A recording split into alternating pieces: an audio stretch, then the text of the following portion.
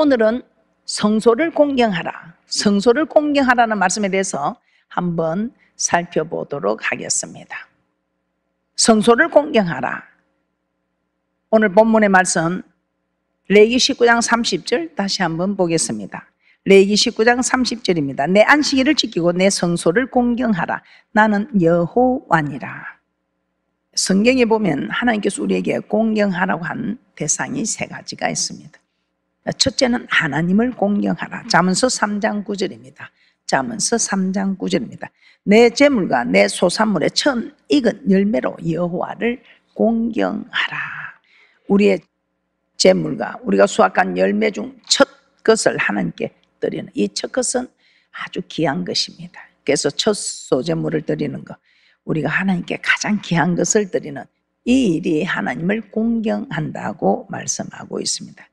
이렇게 공경할 때 우리 하나님께서는 정말 우리가 땅에도 하나를 심었는데 많은 열매를 맺게 되는 것처럼 우리 하나님께서 정말 내가 드린 것은 조금인데 우리 하나님께서 넘치도록 우리의 창고가 가득히 차고 내 접틀에 포도즙이 넘치리라고 말씀하고 있습니다. 잠언서 3장 10절입니다. 잠언서 3장 10절입니다. 그리하면 내 창고가 가득히 차고 내 접틀에 포도즙이 넘치리라. 그래서 하나님을 공경하여 그에 상응하는 이런 축복을 다 받아 누리시기를 주님의 이름으로 축복합니다. 그리고 두 번째입니다. 내 부모를 공경하라. 너무나 잘 알고 있죠. 10계명 중에 5번째 계명으로 내 부모를 공경하라. 출애굽기 20장 12절입니다. 출애굽기 20장 12절입니다. 내 부모를 공경하라. 그리하면 너희 하나님 나 여호와가 내게 준 땅에서 내 생명이 길리라. 생명만 길겠습니까? 이 땅에서 복을 받아 누리고 잘 된다고 했습니다.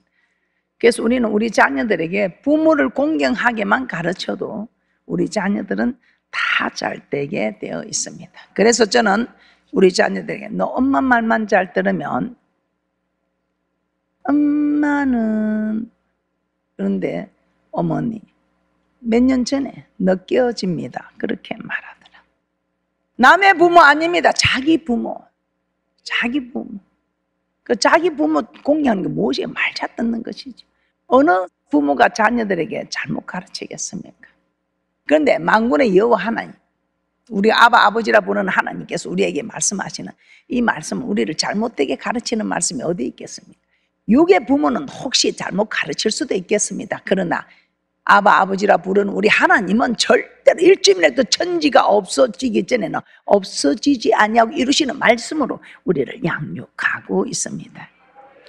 그런 하나님을 공경하면 우리는 어떻겠습니까? 내 부모만 공경하는 이 말씀에만 우리가 순종해도 잘 되고 잘 되고 잘 되고 살리고 살리고 살리고 번성하고 번성하고 번성하는 축복인데 어떻게 하셨습니까? 세 번째, 오늘 본문의 말씀 제목입니다. 내 성소를 공경하라. 레위기 19장 30절 본문 말씀 다시 한번 보겠습니다. 레위기 19장 30절입니다. 내 안식일을 지키고 내 성소를 공경하라. 나는 여호와니라. 성소는 오늘날 성전입니다. 하나님은 성전을 공경하라고 하신 것입니다. 이 성전은 하나님도 아니고 사람도 아닌데 하나님과 부모를 공경하라고 한 것 같이 성소도 공경하라고 합니다. 그런데 기록된 말씀입니다. 그래서 성소를 공경하라고 하니까 성소를 공경하는 것이 무엇일까? 이 성전을 성전답게 하는 것입니다. 성전을 성전답게 할 때 이 성소를 공경하는 축복인 줄 믿습니다. 그러면 우리가 성소를 공경하면 이 성전이 어떤 곳인가를 알면 자연스럽게 공경하는 방법도 이루어질 것입니다. 성전을 공경하는 방법에 많은 일이 있지만 저는 4가지만 여러분에게 말씀을 드리고자 합니다. 성소를 공경하는 첫째는 성전을 아름답게 꾸며야 한다고 생각합니다. 성전을 아름답게 꾸며야 돼요. 우리 하나님 출애굽기 25장에서 이스라엘 백성과 언약을 맺으시면서 모세에게 내가 그들 중에 거할 성소, 그들 중에 거할 성소를 그들을 씻겨 나를 위하여 지으라고 하셨습니다. 하늘에 계신 하나님이 있을 곳을 여기 성소에 자기 이름을 두고 영원히 거하시겠다. 여기서 내 눈과 마음이 있어서 오늘도 우리 예배 드리는 모습을 다 보고 계시는 겁니다. 출애굽기 25장 8절입니다. 나를 위하여 지으라. 출애굽기 25장 8절입니다. 내가 그들 중에 거할 성소를 그들을 씻겨 나를 위하여 짓되. 우리 하나님께서 이 모든 성경에 있는 것이 내 자신을 위해서 하는 겁니다. 그런데 이 성전 건축하는 일에만 하나님께서 나를 위하여 좀 지어다. 내가 너희들과 함께 있고 싶었어. 내가 너희들을 저 천국으로 인도하고 싶어서 이 성소가 필요한 것입니다. 우리 하나님께서 여기 영원히 거하시면서 우리의 모든 일거일동을 보시고 듣고 우리 하나님께서 함께 하시면서 친히 강림하여 오늘 같은 날 복을 주셔서 이 땅에서도 잘 되고 저 맹세한 땅에서도 영원히 사는 이 축복의 통로가 되게 하시려고. 출애굽기 25장 8절 다시 한번 보겠습니다. 내가 그들 중에 거할 성소를 그들을 씻겨 나를 위하여 짓되. 그래서 이 성전 건축의 축복이 어마어마한 것입니다. 내 자신을 위해서 하는 것도 하나님이 축복하는데 하나님을 위해서 한다는 이 축복이 엄청난 것입니다. 성소는 하나님이 거하시는 곳입니다. 그리고 솔로몬이 성전을 건축한 후에 그 성전을 가리켜서 여호와께서 영원히 거하실 처소, 우리 하나님께서 여기 영원히 거하실 처소라고 했습니다. 열왕기상 8장 13절입니다. 열왕기상 8장 13절입니다. 내가 참으로 주를 위하여 계실전을 건축하여 싸우니 주께서 영원히 거하실 처소로소이다. 이 성전을 신약에서는 뭐라고 합니까? 신약에서는 예루살렘 성전을 가리켜 예수님의 육체라고 합니다. 요한복음 2장 21절입니다. 요한복음 2장 21절입니다. 그러나 예수는 성전된 자기 육체를 가리켜 말씀하신 것이라. 예루살렘 성전을 가리켜 예수님의 육체라고 하셨습니다. 신약에 와서 골로새서 1장 24절에서는 또 뭐라고 합니까? 그의 몸된 교회라고 합니다. 골로새서 1장 24절입니다. 내가 이제 너희를 위하여 받는 괴로움을 기뻐하고 그리스도의 남은 고난을 그의 몸된 교회를 위하여 내 육체에 채우노라. 이 성전은 만왕의 왕이신 하나님께서 거하시는 집입니다. 우리의 구원자가 되는 예수님의 몸입니다. 그러면 이 세상에서 가장 높으신 하나님의 집인 성전을 최고의 것으로 만들고 꾸며야 하는 것입니다. 하나님은 모세에게 이스라엘 백성들이 직접 성소를 지으라고 하신 후에 그 성소에 들어갈 성물들을 어떻게 만들어야 하는지 상세하게 말씀해 주셨습니다. 그런데 그 내용을 보면 대부분 금으로, 특히 정금으로 만들라고 하신 것을 볼 수 있습니다. 출애굽기 25장 10절에서 13절 말씀입니다. 출애굽기 25장 10절에서 13절 말씀입니다. 그들은 조각목으로 개를 짓되 장이 2규빗 반, 광이 1규빗 반, 고가 1규빗 반이 되게 하고 너는 정금으로 그것을 싸되 안팎을 싸고 윗가로 돌아가며 금태를 두르고 금고리 넷을 부어 만들어 그 네 발에 달되 이 편에 두 고리요 저 편에 두 고리며 조각목으로 채를 만들고 금으로 싸고. 출애굽기 25장 23절에서 24절에서도 정금으로 싸라고 말씀하고 있습니다. 너는 조각목으로 상을 만들되 장이 2규빗, 강이 1규빗, 고가 1규빗 반이 되게 하고 정금으로 싸고 주위에 금태를 두르고. 출애굽기 25장 31절 또 한번 보겠습니다. 출애굽기 25장 31절입니다. 너는 정금으로 등대를 쳐서 만들되 그 밑판과 줄기와 장과 꽃받침과 꽃을 한 덩이로 연하게 하고. 이처럼 하나님은 성소에 필요한 성물들을 가장 귀한 금으로 만들려고 한 것을 알 수 있습니다. 이는 성소에는 만왕의 왕이요 주인이 되시는 하나님이 거하시고 있기 때문에 가장 귀하고 아름답게 만들라는 것입니다. 그래서 우리는 정말 최고의 것으로 만들었습니다. 꾸몄습니다. 이렇게 성전을 아름답게 꾸미고 꾸밀 때 하나님을 하나님답게 공경하는 것이 되고 또 하나님의 성소를 공경하게 되는 축복인 줄 믿습니다. 그래서 앞으로도 여러분들은 정말 이 성전을 귀하게 생각하고 아름답게 꾸미는 귀한 분들 되시기를 주님의 이름으로 축복합니다. 두 번째, 성소를 공경하는 것이 무엇인가? 여러분은 무엇이라 생각하십니까? 성소를 공경하는 것이 무엇일까? 한번 여러분이 고민해 보시면 되겠습니다. 우리가 너무나 잘 알고 있는 이 성전은 만민이 기도하는 집이라고 했습니다.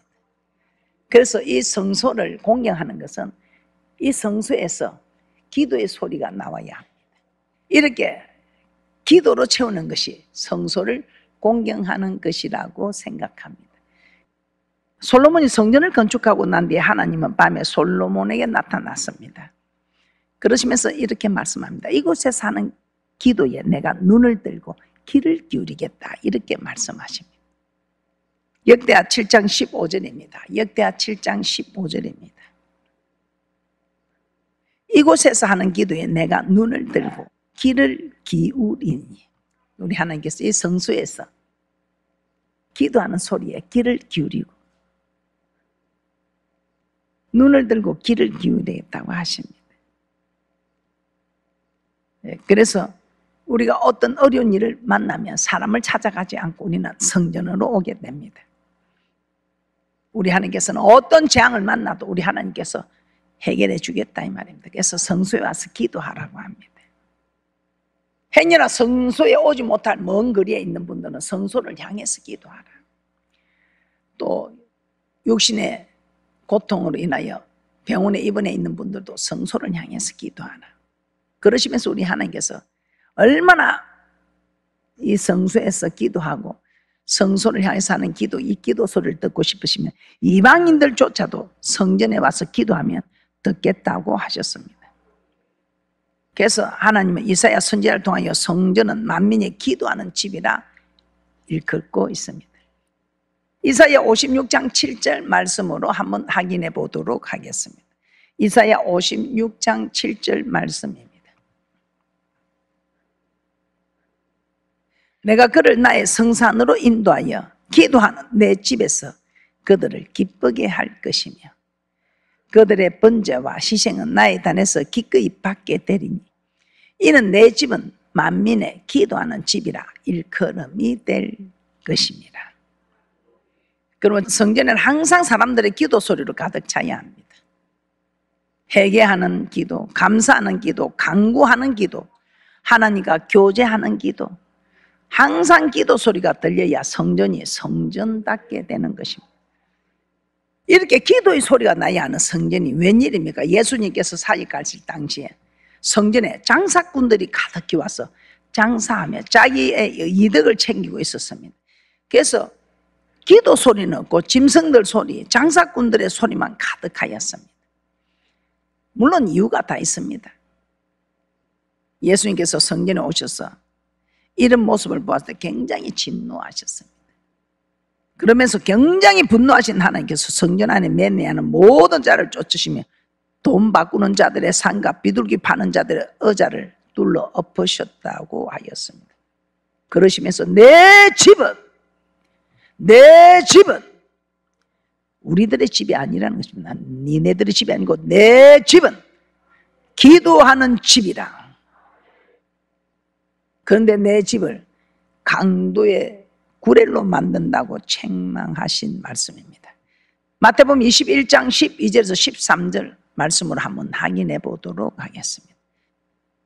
예수께서 성전에 들어가사 성전 안에서 매매하는 모든 자를 내어 쫓으시며 돈 바꾸는 자들의 상과 비둘기 파는 자들의 의자를 둘러 엎으시고 저희에게 이르시되 기록된 바 내 집은 기도하는 집이라 일컬음을 받으리라 하였거늘 너희는 강도의 구레를 만드는도다 하시니라. 만민이 기도하는 집에서 기도하는 사람이 없으면요, 기도하는 소리가 나오지 않으면 어떤 소리가 나오겠습니까? 사람의 소리가 나옵니다. 기도하는 소리가 나오지 않으면요, 사람의 소리가 무엇인가? 불신의 소리, 원망의 소리, 시기 질투하는 소리, 이런 악한 소리들이 나오게 된다는 것입니다. 이 기도하는 집이 강도의 구렐이 되어서 다 빼앗긴단 말이에요. 사람을 살리는 이 성전이 사람을 죽이고 멸망시키는 그곳으로 변하게 된다 이 말이에요. 그래서 우리는 성전에 기도의 소리가 끊어지지 않도록 해야 합니다. 이렇게 성전에 와서 기도할 때 성전이 성전답게 된다는 것입니다.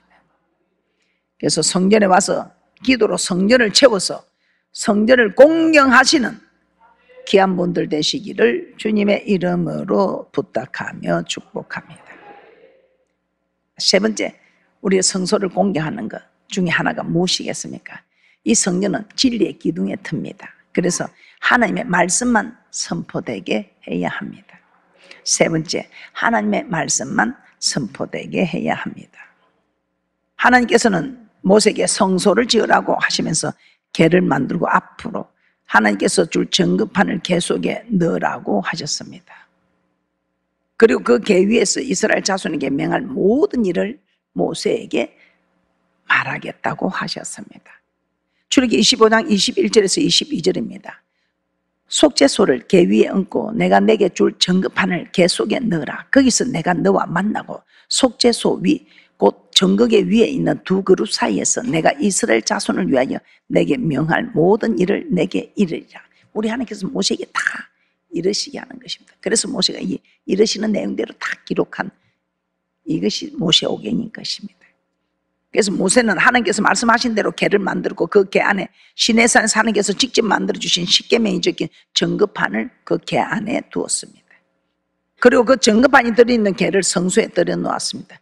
이렇게 정거궤를 성소에 들여놓고 난 후에 하나님은 이제 성소에서 모세를 부르시고 그에게 말씀하셨다고 합니다. 레위기 1장 1절입니다. 레위기 1장 1절입니다. 여호와께서 해막에서 모세를 부르시고 그에게 일러 가라사대. 해막에서 성소에서 이제 정거궤가 성소에 들여지니까 하나님께서는 성소에 모세를 불렀어. 말씀하신 해막은 성소와 동일한 것입니다. 그래서 하나님은 해막 즉 성소에서 모세에게 말씀하기 시작한 것입니다. 이스라엘 백성과 맺은 언약이 기록된 정거궤 위에서 말씀하신다고 하셨습니다. 하나님께서 언약의 말씀만 선포하신다는 것입니다. 그러므로 성전은 하나님의 말씀만 선포되어야 합니다. 그래서 사도 바울은 하나님의 교회는 진리의 기둥과 터라고 했습니다. 디모데전서 3장 15절입니다. 디모데전서 3장 15절입니다. 만일 내가 지체하면 너로 하나님의 집에서 어떻게 행하여야 할 것을 알게 하려 하면 이 집은 살아계신 하나님의 교회요 진리의 기둥과 터이니라.